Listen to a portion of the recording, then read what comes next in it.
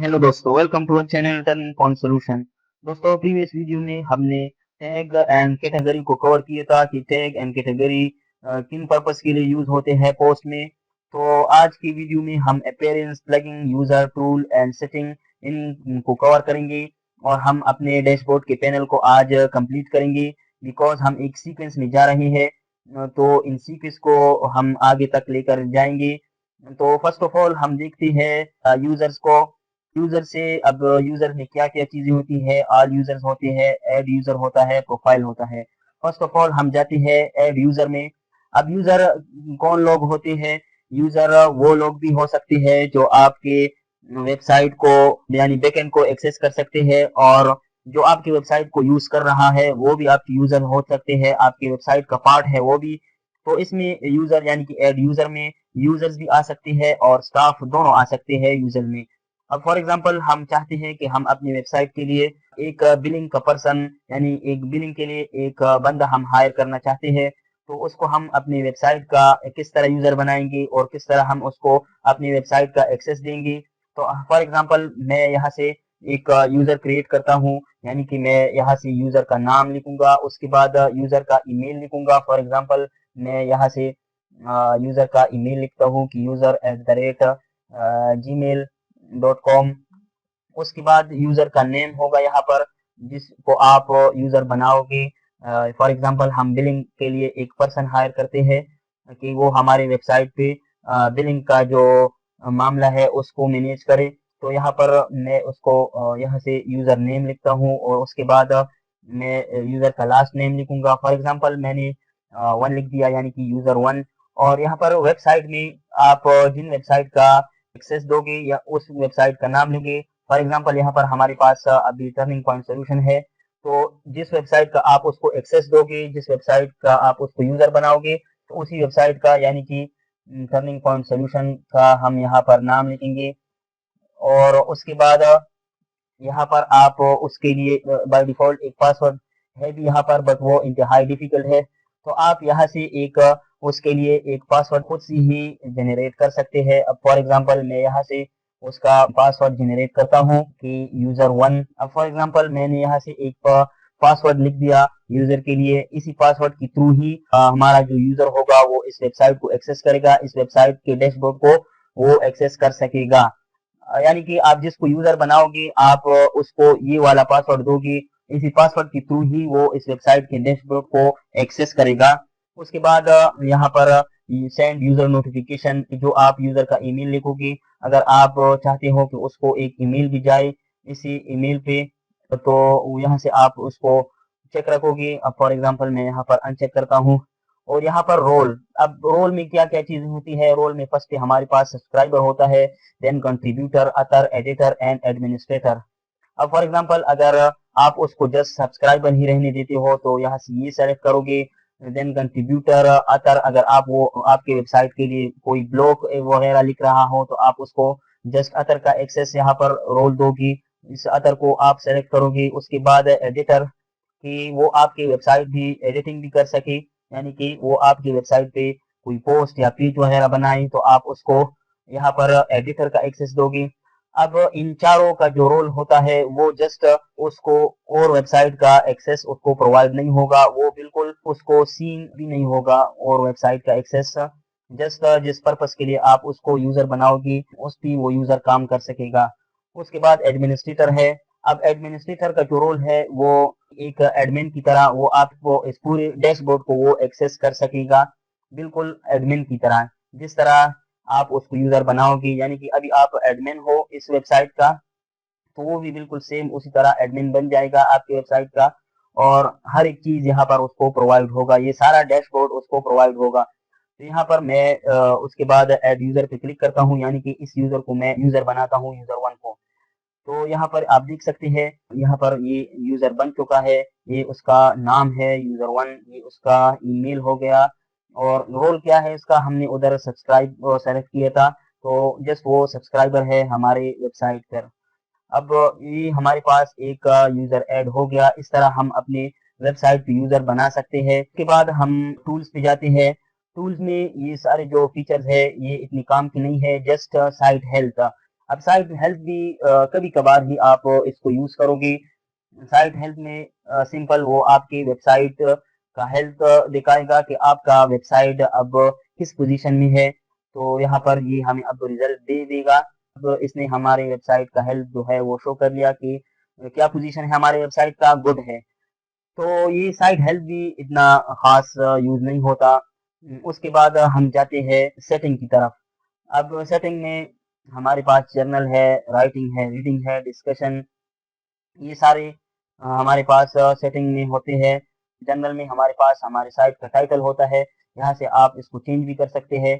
उसके बाद tag line, आपके वेबसाइट का टैग लाइन वो यहाँ से आप सेलेक्ट कर सकते हैं। उसके बाद साइट आइकन, अब साइट आइकन इंपॉर्टेंट है। साइट आइकन क्या चीज होता है, अब फॉर एग्जांपल यहाँ पर जो आपका ऊपर साइट का नाम शो हो रहा होता है, जैसे हमारा वेबसाइट है अभी टर्निंग पॉइंट सॉल्यूशन, तो उसके साथ ही जो ऊपर बार में इस तरह का आइकन होता है उसको साइट आइकन बोला जाता है। इसको कभी कभार हम फेव आइकन भी कहते हैं, यानी कि ये साइट आइकन और फेव आइकन दोनों होते हैं। ये यहाँ से हम चेंज भी कर सकते हैं। अब मैंने ये वाला सेलेक्ट कर लिया है, तो यहाँ से आप इसको चेंज साइट आइकन पर क्लिक करके इसको आप चेंज भी कर सकते हैं। उसके बाद आपके वेबसाइट का यूआरएल होगा कि अब हम लोकल पे है तो, और हमारा वेबसाइट का नाम टर्निंग पॉइंट सॉल्यूशन है। और उसके बाद अब डॉट लोकल कि हम लोकल पे है तो ये लोकल का एक्सटेंशन हमें शो कर रहा है। उसके बाद जस्ट एड्रेस यूआरएल की तरह हमारे वेबसाइट का ये भी यूआरएल होता है। उसके बाद यहाँ पर आपका ईमेल एड्रेस होता है। उसके बाद मेंबरशिप, अब ये चीजें यहाँ से आप लैंग्वेज भी चेंज कर सकते हैं। डेट फॉर्मेट है, टाइम फॉर्मेट है। तो यहाँ से फॉर एग्जांपल अगर आप कोई चेंज वगैरह करते हैं तो यहाँ से आपने लाजमी इसको सेव चेंजेस पर क्लिक करना होगा। जर्नल के बाद राइटिंग है। राइटिंग में हमारा इतना काम का नहीं आएगा, इसको हम छोड़ते हैं। अब रीडिंग पे आते हैं। रीडिंग क्योंकि इम्पोर्टेंट है, रीडिंग को हम देखते हैं। स्टार्ट में अगर आप कोई फॉर एग्जांपल पेजेस और पोस्ट बनाते हैं तो वो बाय डिफॉल्ट ये लेटेस्ट पोस्ट ही सेलेक्ट होता है यहाँ पर। अगर आप जब भी अपनी वेबसाइट को ओपन करोगे फ्रंट एंड को, तो आपके पास लेटेस्ट पोस्ट ही शो होंगे। तो उसको आप यहाँ से चेंज कर सकते हैं। लेटेस्ट पोस्ट से आप स्टैटिक पेज को आप चेक करोगे और स्टैटिक पेज के चेक करने के बाद आपके पास ये दो ऑप्शन आएंगे, होम पेज और पोस्ट पेज। होम पेज से आप जिस पेज को आप होम पेज रखना चाहेंगे आप उसको यहाँ से सेलेक्ट करोगे। फॉर एग्जांपल मेरे पास होम का पेज है, मैं यहाँ से होम का पेज सेलेक्ट रहने देता हूँ। और उसके बाद आप पोस्ट पेज जो सेलेक्ट करना चाहते हो, यानी कि जिस पेज पे आप पोस्ट को रखना चाहते हो वो आप यहाँ से एक पेज सेलेक्ट करोगे, पेज में हमारे पास हमारी पोस्ट शो हो। उसके बाद ये इम्पोर्टेंट है, आप फर्स्ट टाइम इसको लाजमी करोगे। यहाँ से लेटेस्ट पोस्ट से आप स्टैटिक पेज पे चेक करोगे और उसके बाद आप होम पेज को सेलेक्ट करोगे कि जो पेज आपका होम पेज आए। उसके बाद आप सेव चेंजेस पे क्लिक करोगे। तो सेटिंग में ये जर्नल और रीडिंग जो है वो इम्पोर्टेंट है। उसके बाद डिस्कशन, मीडिया एंड परमालिंक। अब परमालिंक क्या चीज है, परमालिंक जस्ट आपका आपके वेबसाइट का यूआरएल होता है। फॉर एग्जांपल हमारे पास यहाँ पर ये वाला यूआरएल है, तो परमालिंक में ये यूआरएल होता है। उसके बाद हम जाते हैं अपने मेन मुद्दे की तरफ। वो क्या है, वो फर्स्ट हम अपीयरेंस पे जाते हैं। अपीयरेंस में हमारे पास थीम्स होते हैं एंड एडिटर। हम सिंपल थीम्स पे जाते हैं कि थीम्स क्या चीज होती है। अब वर्डप्रेस जो है वो बाय डिफॉल्ट हर साल हर ईयर अपने पास एक थीम लेकर आता है, यानी कि अभी 2025 चल रहा है तो इसने ये 2025 का थीम जो है वो हमें हमें दिया है और ये बाय डिफॉल्ट सेलेक्ट भी होता है। तो इसके बाद आप अगर और थीम्स भी ऐड करना चाहते हो अपने वेबसाइट पे, तो यहाँ से आप ऐड थीम पे जाके यहाँ से आप थीम ऐड कर सकते हैं। आप यहाँ से देख सकते हैं कि हमारे पास 7074 थीम्स अवेलेबल है। तो अब थीम क्या चीज होता है, थीम आपकी वेबसाइट का लेआउट होता है, आपकी वेबसाइट का लुक होता है कि आप जो वेबसाइट बनाओगे, जो पेजेस एंड पोस्ट आप क्रिएट करोगे और यहाँ से आप एक थीम को इंस्टॉल करोगे और अपनी साइट पे लगाओगे। तो फॉर एग्जांपल ये हमारे पास आज तरह का थीम है, तो इस थीम को लगा के हमारे पास हमारी वेबसाइट का लुक कुछ इस तरह दिखाई देगा। यानी कि हम जो अपने मुताबिक फिर इस थीम को कस्टमाइज भी कर सकते हैं। अब यहाँ पर हमारे पास यहाँ से आप देख सकते हैं हजारों किस्म के डिफरेंट थीम है। थीम का काम जस्ट ये होता है कि थीम हमें एक लेआउट प्रोवाइड करता है हमारे वेबसाइट के लिए कि हमारा वेबसाइट इसी लेआउट इसी लुक पे ही बनेगा। अब यहाँ से हम रिव्यू करते हैं।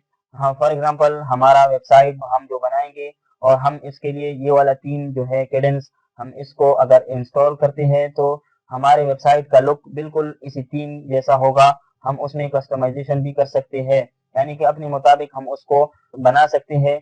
तो थीम जस्ट लाइक लेआउट कि आपकी वेबसाइट का लेआउट किस तरह होगा।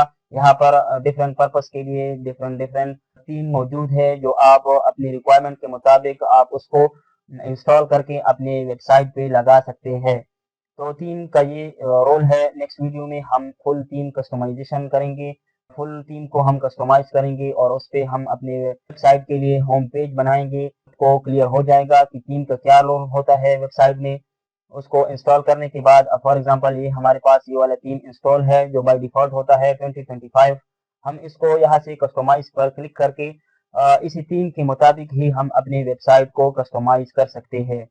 उसके बाद हमारे पास प्लगइन है। प्लगइन में इंस्टॉल प्लगइन्स यानी कि जो प्लगइन आपके पास इंस्टॉल होंगे वो यहाँ पर इंस्टॉल प्लगइन्स में आपको शो होंगे।